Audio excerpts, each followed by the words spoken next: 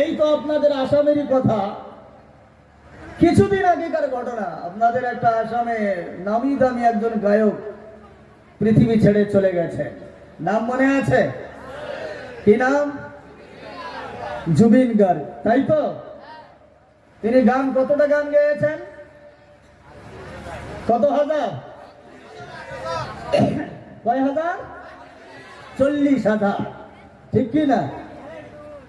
তা 40,000 বয়স কত দিনার? 52, 50, যাই হোক 60 এরই মাঝামাঝি হবে। তা এই বয়সে 40,000 গান গেয়েছেন।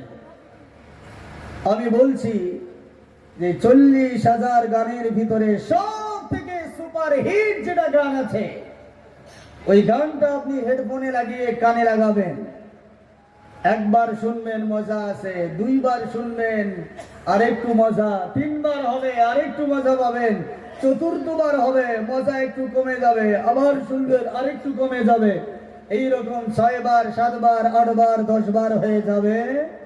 অবশেষে বলবেন আর ভাল লাগে না, দুইটা পাল্টা অন্য গান দে। জোরে বলেন ঠিক কিনা? আরো জোরে বলেন ঠিক কিনা? তারপরে আরো ভালো লাগবে, জোরসে বলেন লাগবে।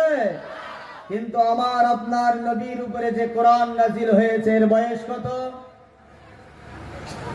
কত বছর আগে? 1450 বছর। আমি আপনাদেরকে বলতে চাই, ভালো করে শুনবেন,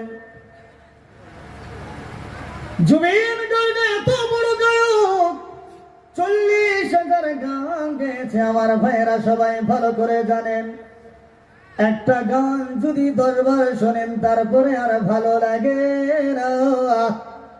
কিন্তু আল্লাহ পাকের কালাম নবীজির উপরে প্রায় 1,500 বছর পূর্বে নবীজির উপরে নাজিল হয়েছে।